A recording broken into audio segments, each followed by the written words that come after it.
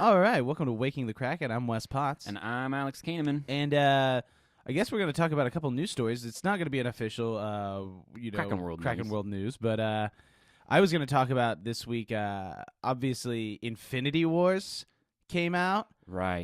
Last week broke all the records. I think the piece was, $4 million they sunk into making this movie. Mm-hmm.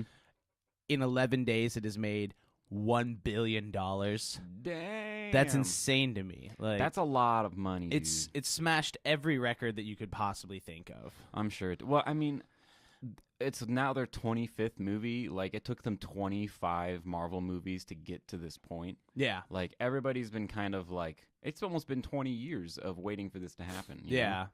You know, I mean, because like when did the first Marvel movies come out? Well, I think they mark this at Iron Man. I think is where this one started. Yeah. So I mean, obviously we had Spider-Man and we had Daredevil. Oh yeah, those and ones Blade. that But we've had the Sony ones and stuff for a long time. But I think the Marvel Disney Marvel connection. Yeah. And I think Iron Man was even made under just Marvel. It wasn't made under Disney at all. Mm-hmm. But that's where this train comes from because that's the franchise they bought. Right. Yep. But I saw it.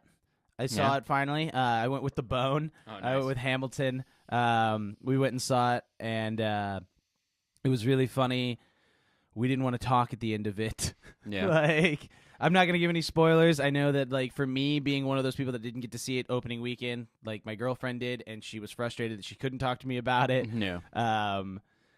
It was one of those things I'm really glad she didn't because it's one of those things you need to experience if you're into that. I mean, obviously, you're always going to get... I have run in... Since I've seen it, I've run into 1,000 people that were just like, I don't care about the Marvel universe. Just tell me what it is. I was like, it's not going to make any sense anyway. Yeah, this is the point in the storyline where if you have no idea any of the history, literally everything is a reference to something that's happened before or has happened, and it's like you have to know everything. And if this is the first one you're ever going to watch, you're going to be the most confused person in the world. Yeah. Yeah, you're not going to understand where any of these characters are coming from.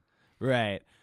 I remember, when I was in the comic books, Jasek and I would go to this huge comic book place called Missouri Comics, and we were searching around, and he found all the Infinity Wars one time. Yeah. And that was the first time I'd ever heard of it, and I was, looking through it, and he had bought it right around the time Iron Man 2 came out, and they were announcing Guardians of the Galaxy was going to come out. Right. And he knew, so he was like, okay, Infinity War's going to happen. Infinity War's happening. So we ended up reading it, and I was just like, holy crap, dude. See, I've never read it. I think the Infinity Wars sound really interesting, for the comic books, because I have watched things about it. Yeah. So I'm honest. If you can find them online and read them, that's what you should do. Yeah. Because if you buy the Infinity Wars collection now, if you want that series of it's going to cost arm and a leg. Yeah. They started marking it up to $50 for that for just the set of the Infinity Wars books, which is 10 books. Yeah. They started marking it up to $50, $60, $70, $100. Jesus. 5 years ago. Yeah. So that stuff's probably $300-$400 now. I guess in other news, there's a what is it? Giuliani is now representing Donald Trump as his lawyer. That's right, folks that are in the international areas outside of the United States. You might know that name because he was the mayor of New York City during 9/11. Yes. And now he's defending the president as a lawyer. Mm-hmm. That's a weird backstep, don't you think? I feel like you ran for president. He's run for presidential campaigns before. Right. He has, been in the Bush administration as various different things and big name for Republicans as a politician. Right. And now he's I feel like it's going a step backwards. Isn't that how most politicians in America work? They're like, I was a lawyer or a judge, and then I ran for office, and then I just stayed a politician until I retired. Yeah, right. Normally that's what you would expect. But apparently, he's really interested in all of this. Also, there's very few people. I think I was watching an analyst talk about it, and they were like, this could work out really, really well for Giuliani or just horribly awry. Yeah. That's very true. Because Giuliani was supposed to have according to them, they were he was supposed to be in the cabinet with Trump. Mm-hmm. but Trump never placed him anywhere, and so they think this is his bid to try to get in some working in that way. That makes sense. Like I the can man see who that. defended the president, like the president's gonna owe him or something like that. Yeah, maybe. I mean, like that doesn't. Honestly, that doesn't sound that far fetched to me. Like that. It sounds like a movie. It does sound like a movie. Yeah. Defending the defender. Defending the president. Are you a bad enough dude to defend the president against porn star allegations? Porn star allegations? Yeah, I mean, that's what the Stormy Daniels stuff is about. That's why like Giuliani took over, because Michael Cohen, I guess, is paying off a porn star, and like the Stormy Daniels. Oh, really? Yeah, that's the biggest lawsuit recently against Donald Trump, and it's the one that's causing all the ripples. It's like he cheated allegedly. Yeah. He cheated on his wife Melina with this porn star named Stormy Daniels. She was paid a sum of money to keep quiet, and there's some loophole that she found or something like that to where like she could sue him in court. Yeah. And so Michael Cohen paid her off, and then he allegedly, I think there's like reports coming out that maybe he paid her off again, and Donald Trump's like, I didn't sanction this, but you probably can assume that. How can you be so rich that you don't know you're paying a porn star to shut the shit up? Exactly. Like, I mean, it's possible. I mean, I don't know. Like, I've always kind of felt that, like, or I say always. I've more recently come to the feeling that, like, the more and more money that somebody has, the less and less responsible you can expect them to be. I mean, yes and no. I think the thing is, like, when it comes to lawsuits, like, especially, like, big, not, like, business lawsuits, like, I could imagine, like, if Trump Industries or whatever he calls his corporation, Trump Hotels, something, I could imagine, like, you're not going to get tied up in all the litigation of, like, these people sued us for slipping on water somewhere or something like that. But I think, like, when it comes to, like, personal character, it's your responsibility to know what you're getting sued for. I agree. I agree. It is definitely your responsibility. Yeah, because you can't go into that battle not knowing. Yeah, I mean, it's what is it? It's like you can't go into a court of law and be like, Your Honor, I just had a lawyer that was supposed to take care of this for me, and then like you're on trial for perjury or whatever you're on trial for. They're like, this is on you. It's not. No one's suing your lawyer. Yeah, right. Yeah, exactly. Man. That is so strange, man. We are in such a weird time in history. Yeah, it's a peculiar time at the moment. I mean, this week is not as interesting, obviously, as last week, where we had everything like that. That was a fun week for news. Yeah, but yeah, that was a good week. That's really all I have for news, really. Yeah. I'll actually mention that statistically speaking, war is on the downfall. Is it? Yeah. Out of all of the conflicts that are happening in the world, most of them are civil and trade wars. Yeah. And because our like globe, like, you know, kind of sustains itself so much on intercontinental trading now, right? That it's a lot less worth it to go to war now for almost any country. Right, it costs more money. Like it's more of a detriment to go to war. Exactly. It would cost more money to invade a country to take one of their resources than it would to just buy it on the international forced market. pacifism. Yeah. Like, yeah. But so it makes me wonder, because, like, I mean, there's like right now there's about like 10,000 people a year dying due to some sort of like military like conflict. Right. And that's a lot fewer than it has been a lot longer ago in the past. And if you actually look at a chart of people being killed in the world by war, it pretty much goes like right up to World War II and then just starts to fall all the way to present. And does that statistic count in like insurgencies and terrorist organizations and stuff like that, or is it just like nations with armies? No, it's counting everything. Okay, it's counting like just like typical violence and like ethnic. I feel like I hear a lot about ethnic cleansing a lot. I feel like it's a big kind of thing recently, like because there's like in Myanmar, and now there's like, you know, in it's like Syria, the Kurdistan region and stuff like that, and like it's becoming like a bigger epidemic. I was actually watching something on Myanmar, and how a lot of people, like I guess it's like radical Buddhism is forcing like a small sect of Muslims to try to rush into Bangladesh, and they have such a refugee crisis that's growing so fast. Because this was on Vice News, I watched it. Yeah. But there's a refugee crisis that's growing so fast that Bangladesh is actually shipping people back to Myanmar, which is like they're shipping families back to where these people are killing them. Like they've got cell phones, maybe not Apple's, but they've got like these like Sony looking cell phones and Samsung cell phones, like not the flip phones. They've got videos of these people like burning bodies and stuff like that. Like people murdered them and they're like burning the bodies in front of these people and stuff. It's crazy. Yeah, the world's a crazy place. I mean, and especially when you talk like when I worked at Ocean's Inn, I worked with a handful of Burmese people that moved here from Myanmar, and like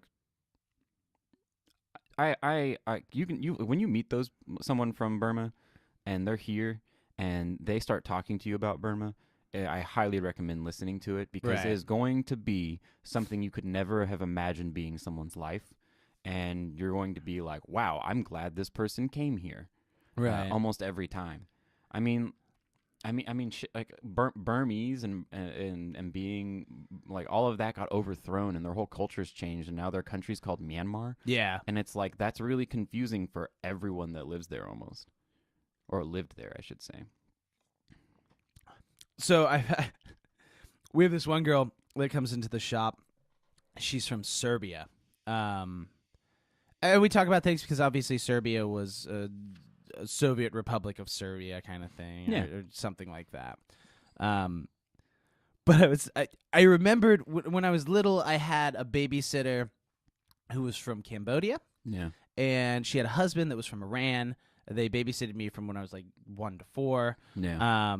But I remember this cartoon that I used to watch, and I didn't realize it till I was older that it was in Russian. Like I grew up apparently watching this like Russian cartoon.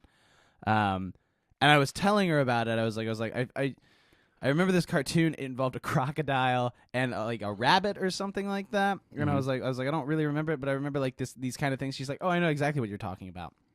And she found it for me. Like I found this like old Soviet era cartoon that I watched as a child that I would sit down. It was called Gina the Crocodile. And like it's about this like crocodile zookeeper and this. It wasn't a rabbit. It was this like animal of unknown origin. It looks kind of like a monkey. It's really interesting. Huh.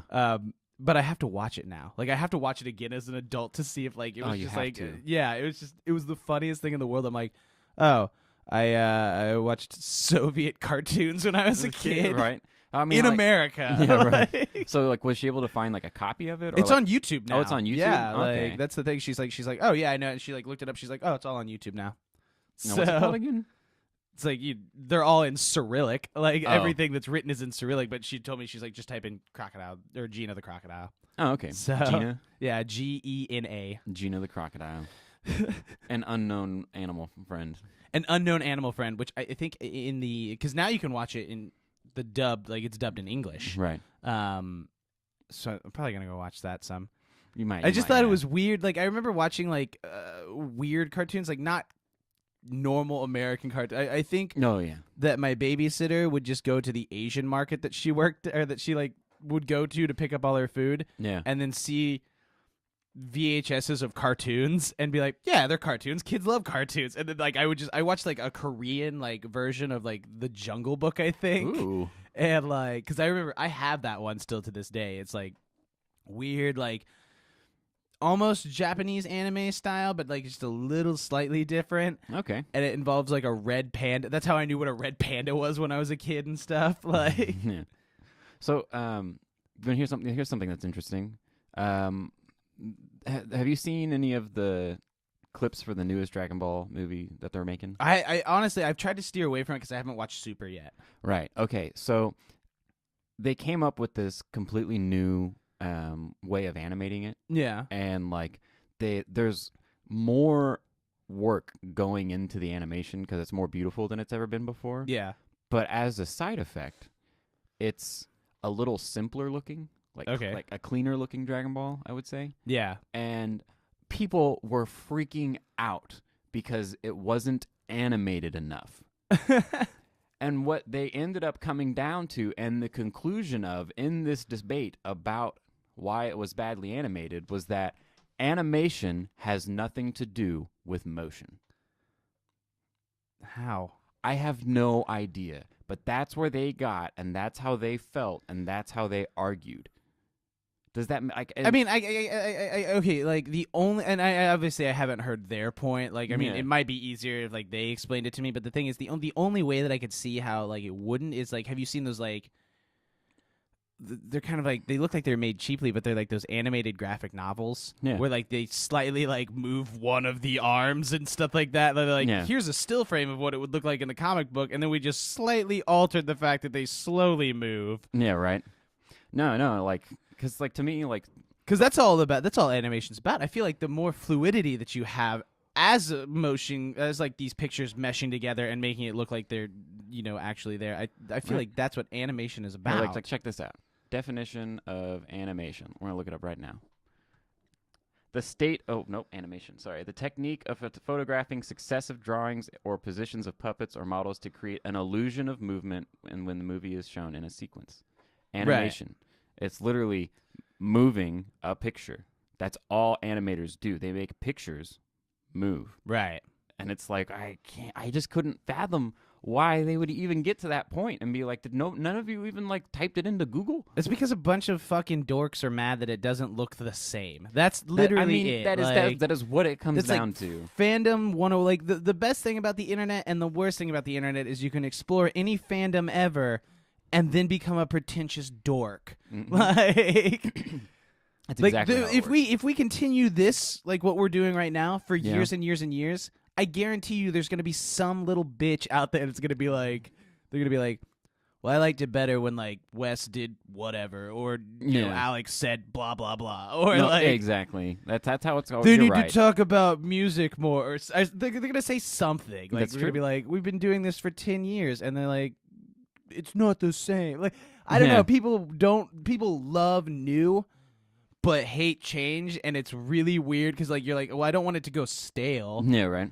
Like have you ever noticed how like people tend to like really like something that's coming out, like a new TV show or something, right? And it's like, and they're like all about it for a while, and then as soon as it starts to suck, it's like that show has been on a downhill run since before it even fucking started, and everyone just has hated it the whole time. And it's like, what's wrong with you? You loved this literally 3 weeks ago. Yeah, like I honestly, like, I think a couple of years ago I was waiting for that boom and bust with Game of Thrones that apparently has never happened, but I guarantee you it's going to happen as soon as the last episode ends. You think so? Well, it's because, like, I mean, it's never going to be as good as anyone could ever imagine. Like, think about it. Like, if you think about the probability that everyone is going to be like, fuck yeah, that was dope how they ended that. Like, oh, well, yeah. It's going to be impossible to please every fucking fan because, like, they're like, I spent like 8-9 years following these people that keep getting murdered. Yeah, right. And whatever outcome is that wasn't their outcome that they wanted, they're going to be mad. Drones. Drones. That's what it's like, dude. Drones. I don't know. I kind of hope that like the end of it ends up being like something that is really upsetting, because if you can leave the show on a really big upset for everybody, then everyone can like be in agreement that like, wow, that was really upsetting, and they'll remember that show forever for being just that. I just hope it meshes with Westworld. It's like that's medieval turns, world, right, or like fantasy world. Exactly. Like, they just walk right in. Yeah, that'd be hilarious. That'd be dude. the funniest thing. It's like the Man in Black just like shoots the dragon out of the sky. And Vice News is there reporting on it. Yeah, it's like HBO's just trying to connect every one of their shows. Every one of their shows.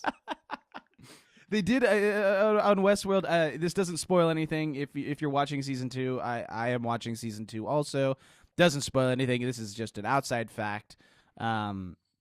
For Westworld, they think they've figured out. Well, so there's 8 parks that we've been able to like guess. Like they allegedly think there's 8 parks. Mm-hmm. We know of Westworld and we know of Samurai World. Right.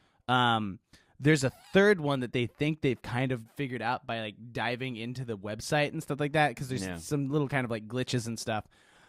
They think that they found out that there's one called Raj World, which takes place in like like older India kind of thing, Okay. like under the reign of the Rajas and stuff. It sounds interesting. That yeah. does sound interesting. So Yeah, because I know they're gonna have to do like a Greek world or like a Roman world. yeah, I feel Rome World was part of the original movie because there was like Rome World, Medieval World, Future World, West World. Yeah. Which was part of the original movie. So I feel like those are like the 4 categories that we could add. And then we added Samurai World and Raj World. Mm-hmm.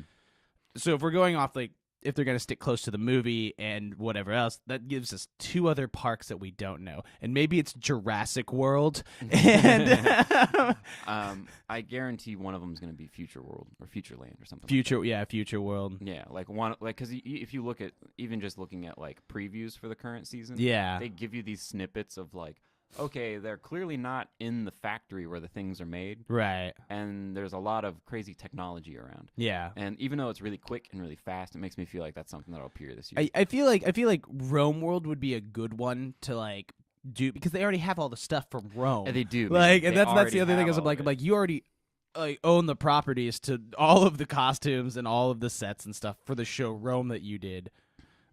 That would be an easy one to transfer into. Samurai World, I think, is the one that's going to please the whole crowd. Like, Yeah, no, I agree. I mean, that one would be just super rad, dude. Like, because everything at this point has been like, oh yeah, they're shooting at each other with guns, and the people don't really get hurt by the guns until the end of the first season. Right. And it's like, well, what about swords? If you're fighting with swords, how are you going to pretend That was always one? kind of how I wondered how the schematic on those parks. Because, I mean, obviously, you know, like, we saw in Westworld where they were like, you know, the host can't hurt you. Like, so what do you do if you're, like, fighting someone, like, in Samurai World? Like, do they just kind of, like, lightly tap, or do they just kind of, like, try to counter everything you do? Or what is Yeah. it? Like, that'll be an interesting mechanic to look into. Mm-hmm. Or maybe they just fucking cut their heads off, and they just straight up do it. So I want to ask you, you obviously are more of the musically inclined one. However, Sure. since we've lived together, I like hip hop a lot. Yeah, dude. Did you see did you see Childish Gambino's song that he dropped yesterday? No. This Is America. Uh-uh. Oh my God. Like, the only way that I can describe it without ruining it, because you just need to watch it, but the way that I'm going to describe it is, if you want to watch an exhilarating movie that has a bunch of twists and turns in 4 minutes, watch that. Okay. Because it keeps you on your toes the entire time. It's really, really good. I've watched it. I saw it this morning. Like, I saw that it had come out because it was trending on Twitter. Yeah. And so I watched it before I came over, and then I watched it 4 more times while I was driving here. Okay. Like, I had it playing just so I could listen to the song, and then I sat in your driveway before I came in and I watched noticed. it one more time. Okay, hold on. All right, I'm going to pause the episode, and we're going to watch this. Yeah. I want to talk about it. Oh, wait. Now. Now we're back. Now we're back. Now we're back. So, now that you've watched it. Wow. Okay, so that was not anything near what I was expecting. No, that's the thing. It's a whirlwind, isn't it? Yeah. So like you can.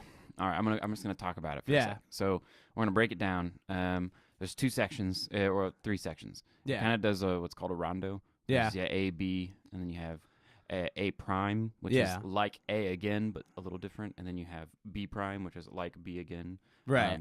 But then you also have C, the C section, which a normal rondo goes A, B, C, B, A. Yeah. And you kind of get that palindromic effect. Yeah. With his, he's kind of doing more like A, B, A, B, C. Yeah. He's like ending with the C, and so you're kind of getting the build up to it. But yeah, starting off with like that really like that happy-go-lucky, almost like kind of like vacation-y sounding kind of music, like you can Caribbean. It's like an auto-tuned choir sound, but it's all him singing. For Yeah. sure. Like he's got a choir in the video, but like it's definitely his voice just pitched around. And it's just like you said, Caribbean, and it's really peppy.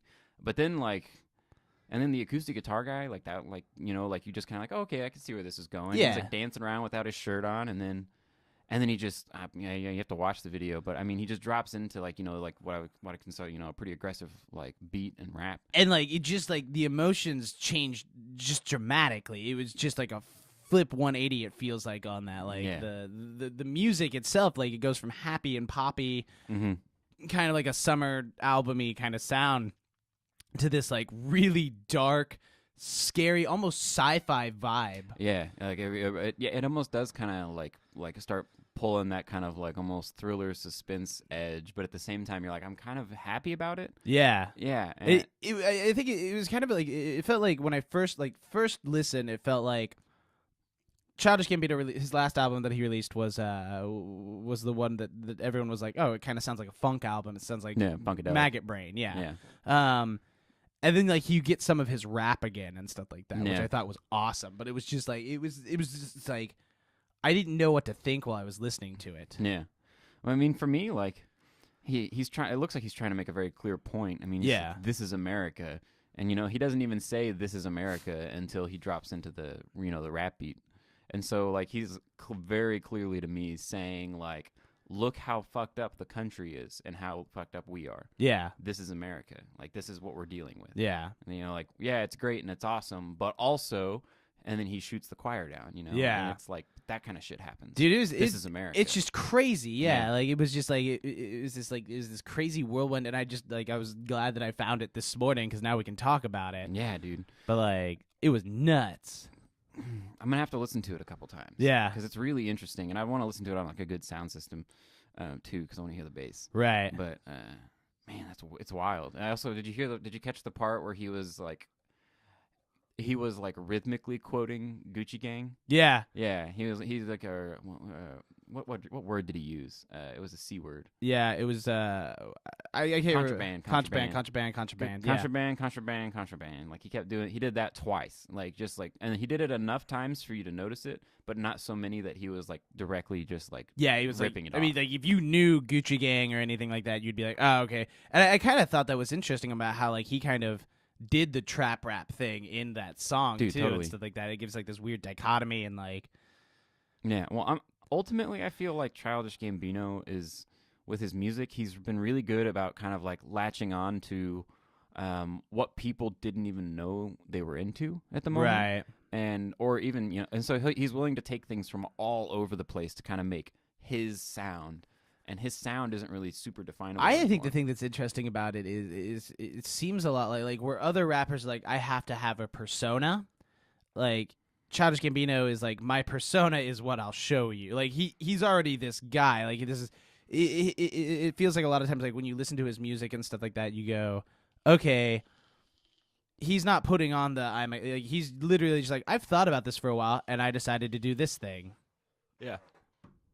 Very well put together almost every time. I mean, plus, like, how many of his videos have you watched that are just beautiful? Oh, yeah, every one of the videos I really enjoy. They're all, like, they have this, like, weird, like, almost movie-esque quality. You want more, like, especially that one that I just Yeah, I was it's like, I very wanted to filmic. know what happened afterwards, like, where they're, Yeah. like, all, yeah. Man, we're interesting. We're entering. Okay, let's talk about music for a second. Okay. We're entering this really interesting period of time. Like the 80s are real big Yeah. right now. Clearly, with like Stephen King movies being remade, Yeah. which he's got a lot coming out. Which I talked about in my other podcast with Kaylee, so you can go check. Oh, that yeah, I out. listened to that the other day. Yeah, Yeah. the It one. Yeah. That one, yeah. But we're also moving more towards like bands like Seether are dropping albums. Bands we haven't heard since mid 2000s, Yeah. really, or even later 2000s when they kind of fizzled out, and then all of a sudden they're just back again. Yeah. And a lot of them are dropping albums that are better albums than that band has ever put out. Like Incubus 8 dropped an album that sounds so like an Incubus album, but fresh and just well done that it's almost like they've really defined their sound. Right. And that's like all of a sudden to me, like the 90s and the 2000s are primed for, people like me and you and millennials that are our age. Right. To really kind of have a return of, the culture from the 90s and 2000s. Do you think part of that is like this is one of the big millennial cruxes that we've all heard is like we're all obsessed with nostalgia and we're all giant children and like we love things from our childhood and stuff like that. So like obviously bands from our childhood can come back. I'm sure that other bands have done. I mean, Bon Jovi did it and stuff like that, like in the 90s and stuff. But what I'm saying is I wonder if... Of course, Bon Jovi just kind of kept going. Yeah, they didn't really stop. But like I'm kind of curious on if like these bands that... Because, I mean, the Goo Goo Dolls, they just released a remake of Dizzy Up the Girl, which is the one that all of, like, Iris and all that other stuff came off of. They're going on tour. Yeah. I wonder if, like, part of that's, like, someone's like, hey, you should get in on this before it's oversaturated. Yeah. And then, like, so we've got a couple bands that are like, okay, we got to do this real quick. And they're like, it's worth it to pay someone to help them figure out the modern culture, because obviously you can't do what you did in the 90s today. You have to update it. Yeah, exactly. And but what's crazy? Okay, so here's what I think too is that yes, people describe millennials as being very nostalgic people who love things from their childhood. When was the last time you heard an old person go, "Wow, today is my favorite time to be alive"? They always say, "Man, back when I was a kid," or back in the day whenever things were good, and they're always referring to a period in time when they had less responsibilities, not to an actual better time in the world. Well, I guess what I'm saying is, like, millennials are more inclined to buy said things from their youth. Where it's like, I don't remember anyone, like, I don't remember my grandpa being like, or my dad even being like, so I bought a shitload of G.I. Joes because I remember playing with them, and I just collect them now. Like, I think that's the thing, where it's like, you find, like, people our age are like, shit, I bought a Dreamcast the other day, and they're like, oh, fuck, I remember Dreamcast. And you're like, that's the most outdated technology at this moment. Like, you can buy it, you can get it on emulators on your computer and stuff, but to have the thing that you desired when you were a child, to finally have it, it's strange. Like, it's not like you're looking for the newest model of something. You're just like, I have a Super Nintendo that's in a little box, and all the games are there. It's basically like if you were a child, and you'd say, what do you want? And they're like, I want a house and every game made on Sega. Like, just like Dram said. Dude, that's everything you need. That is everything you need. It's endless fun. And, dude, Sega games, no joke, some of the hardest video games ever made. Shit, yeah. They're mean. They're mean, dude. You could be playing Rayman for years and still try to beat the first I think I still have Sonic on my tablet. Like, I just downloaded Sonic the other day on my tablet, and there's still sometimes that I'm just like, fuck, and then I just want to throw it, and I was like, this is like wafer fit thin. Yeah, right, I shouldn't do that. Imagine if you just like frisbeed it into the wall, and instead of shattering, it just went through the wall and just left a little slit. It's just like I can just push it through the wall every time. This is where it lives now. Yep.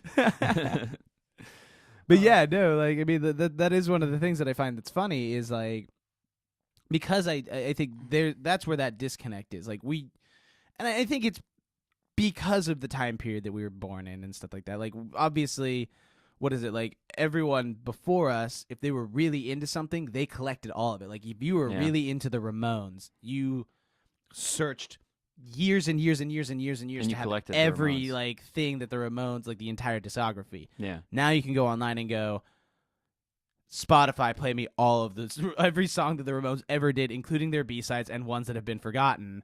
And you get this whole, like, all right, now I know the Ramones. Like, so obviously, like, nostalgia is easy because you can find so many new things that you didn't even know existed from when you were a child. That's true.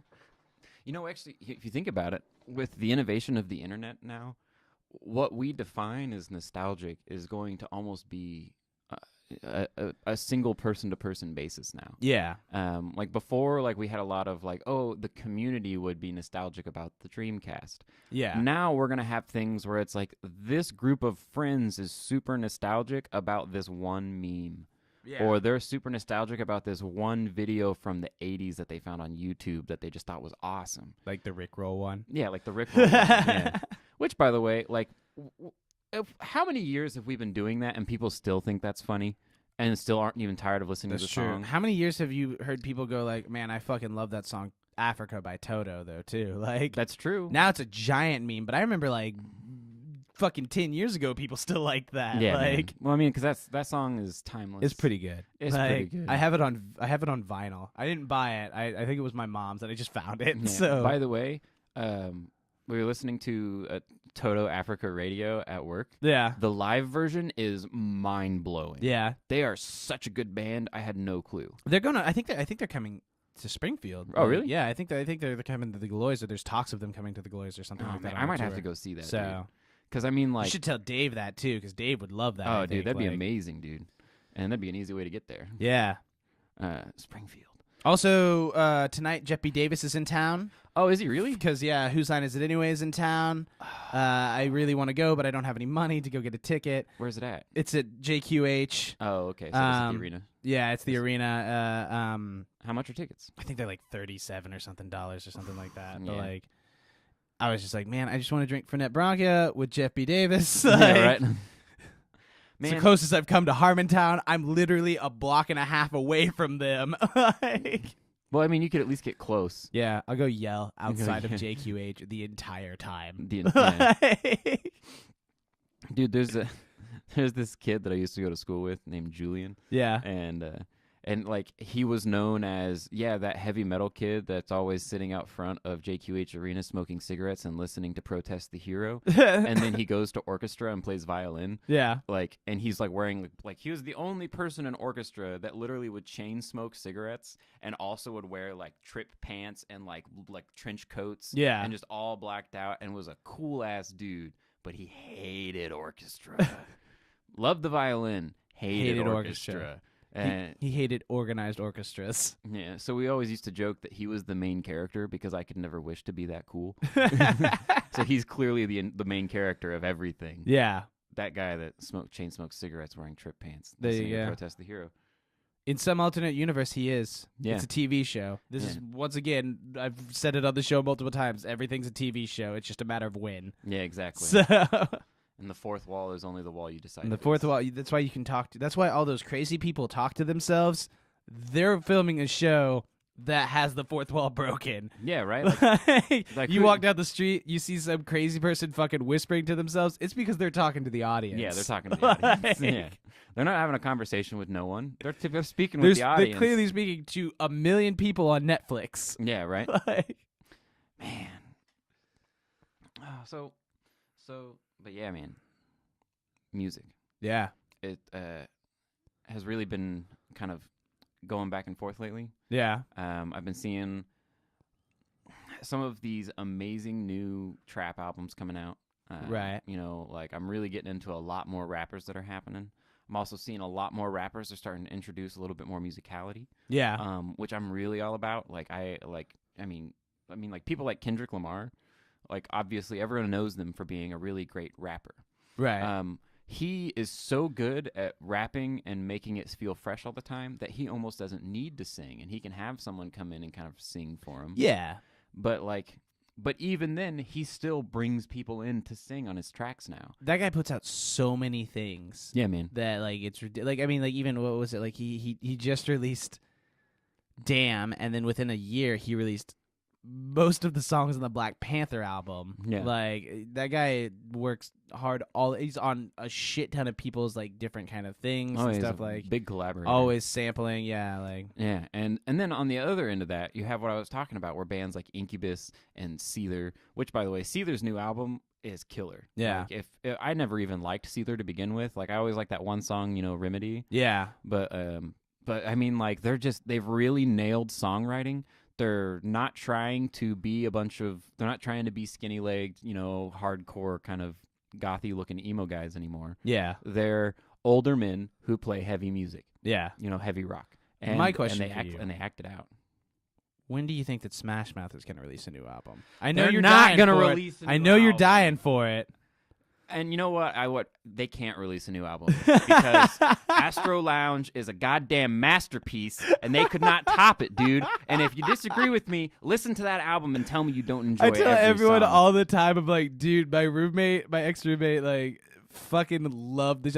I remember, like, the first time you ever asked me, whenever we started working together, if I could play that at the shop, I thought you were kidding. No, I was In fact, dead I thought serious. you were kidding so much that when little Muhammad came up and asked me about it, I was like, I didn't even realize that you had told him to play it. Oh, yeah. I thought, I was like, man, somehow Smash Mouth must be really popular in Saudi Arabia. Right? Because here's this kid who I've rarely ever talked to asking me to play Astro Lounge. Yeah, man. Yeah, it was perfect. So, okay, at the old shop, the pit and the counter were like pretty much right next to each other, but you couldn't see each other unless you moved around. And we had this little guy, Muhammad. He was tiny dude. Very quiet dude. Very super quiet, very broken English. Yeah. But he's from Qatif. Yeah, in Yeah. the Kingdom of Saudi Arabia. Yeah.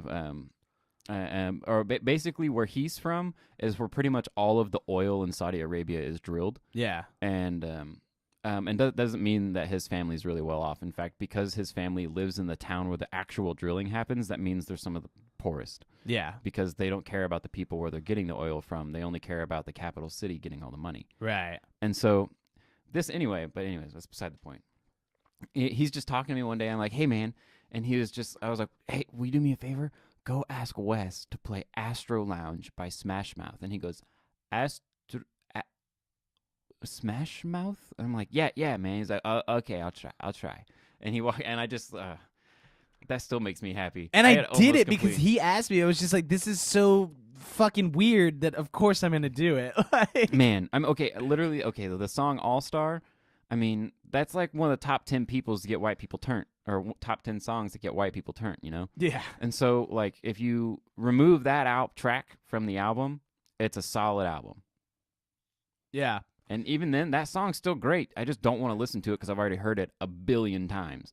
Yeah, just shit. I don't know. I would love for Smash Mouth to come out with a new album. Yeah, that's what I was like. It's like with all this like work going around and stuff like that. I was like, when do you think that Smash Mouth?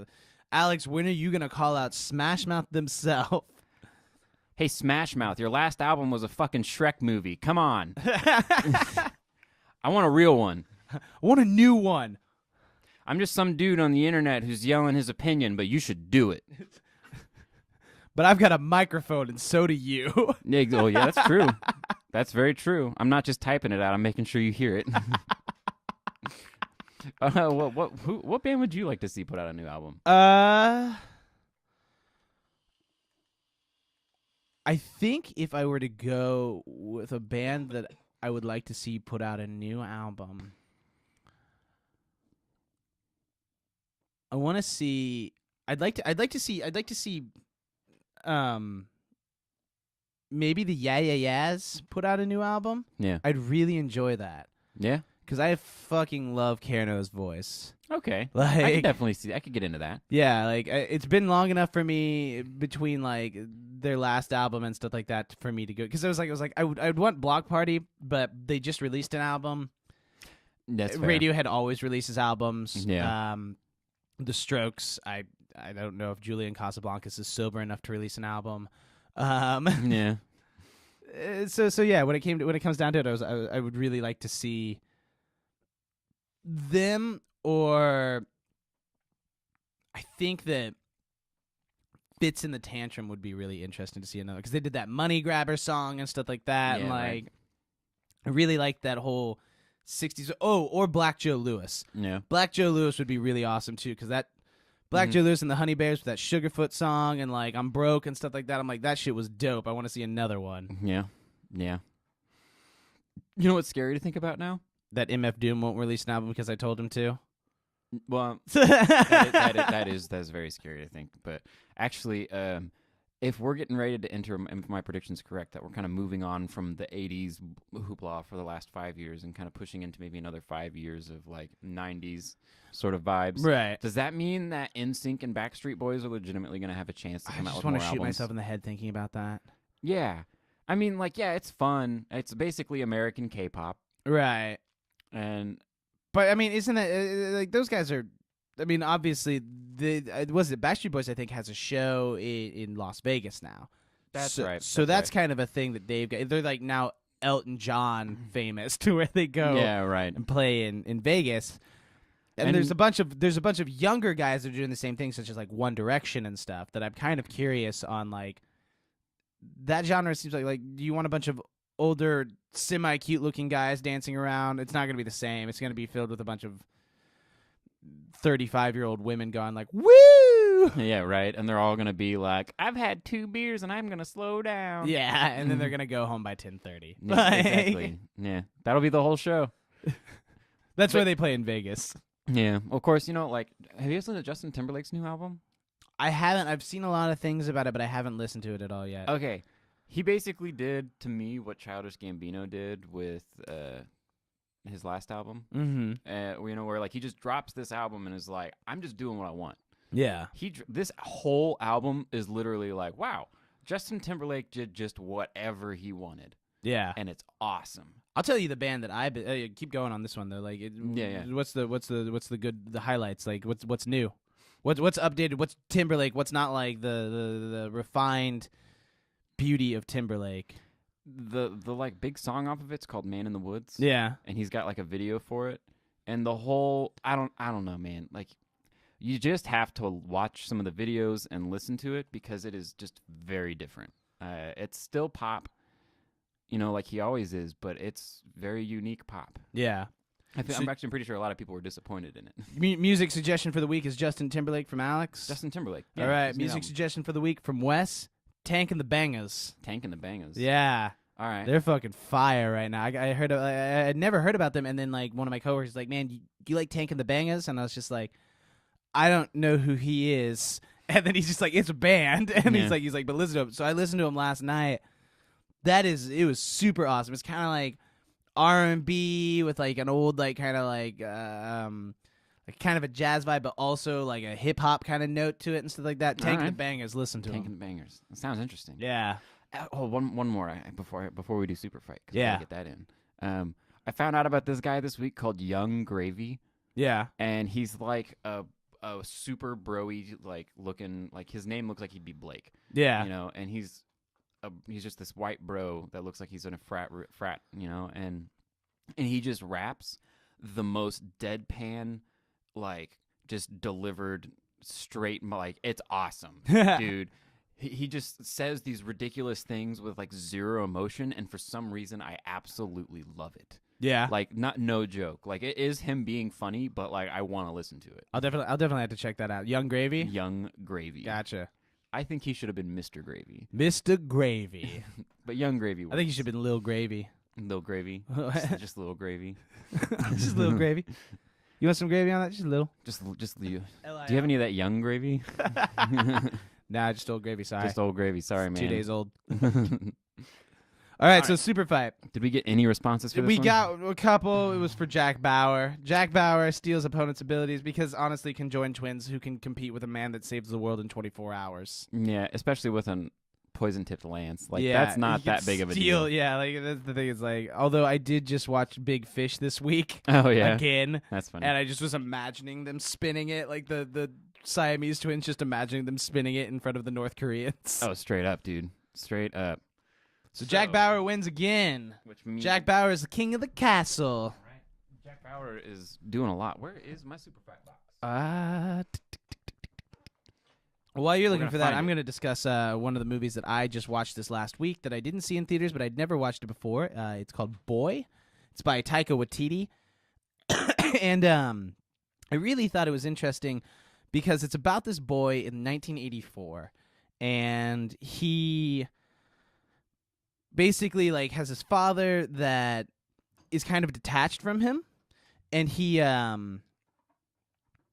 dreams about what his dad's like because he hasn't seen his dad in years. His dad went to prison. His dad's played by Taika Waititi. It's a New Zealand film, and I thought it was really beautiful because like it's about this brother and his other brother and how their relationship is, and there's a bunch of quirky things that you remember as a child. Like, did you ever remember yourself having like magical powers or thinking you had magical powers or could use the Force? Absolutely. Yeah. So this kid, like Rocky, the younger brother, thinks that like it's a sad story because obviously the kid's mom is dead, but he thinks that he was so powerful because he was a superhero that he killed his mom because his powers were too big. Right. So like he'll just do things like where he'll stretch his hand out and like try to do things. And there's one scene where there's this man down at the beach and he's talking to this guy, and then the guy trips because he's reaching out his hand and trying to strive really hard to use the Force or whatever.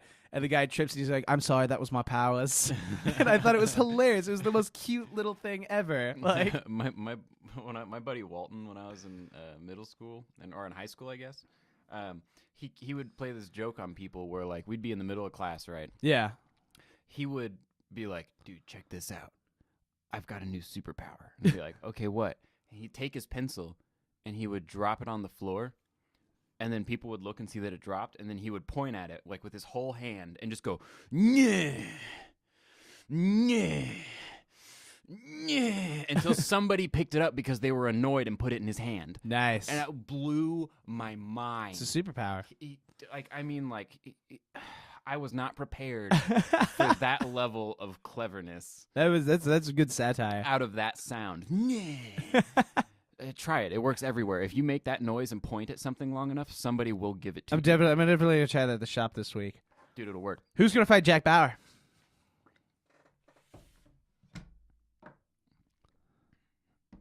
Let's find out. Let's find out. A pterodactyl. All right, so Jack Bauer. That's That one interesting. might be an opponent. That can That's fly, dodge.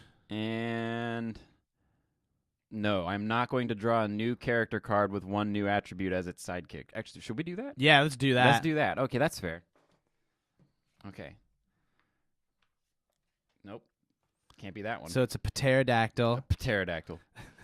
Ooh, and his psychic sidekick. A pterodactyl and a psychic sidekick. Oh, and the psychic has a sonic scream. Ooh, Jack, you might be going down. Can the psychic ride on top of the pterodactyl? I assumed. Oh, that would be great. Yeah, so we've got a pterodactyl and a psychic who has a sonic scream fighting Jack Bauer, who could steal opponents' abilities with a touch. Which means if Jack Bauer never touches the pterodactyl, he's fucked. He's just Jack Bauer, Yeah, man. right? Would a sonic scream be like, "Whoa, man"? I think it's like way past cool. that's the power. It's like, Yeah. all right, Yeah, he just can scream let's get like chili cheese dogs. he can scream like Sonic. Yeah. Hey Tails, what are you doing, buddy? Yeah. Being lazy is not cool. Sonic says, stay off drugs. You'll not run fast. All right. And on that note, I think that's where we're going to end the show. Once again, thank you for joining us on Waking the Kraken. Visit us on all of our Facebooks, Twitters, and other sites such as SoundCloud, YouTube, everything else. I'm Wes Potts. I'm Alex Kahneman. Good night, everybody.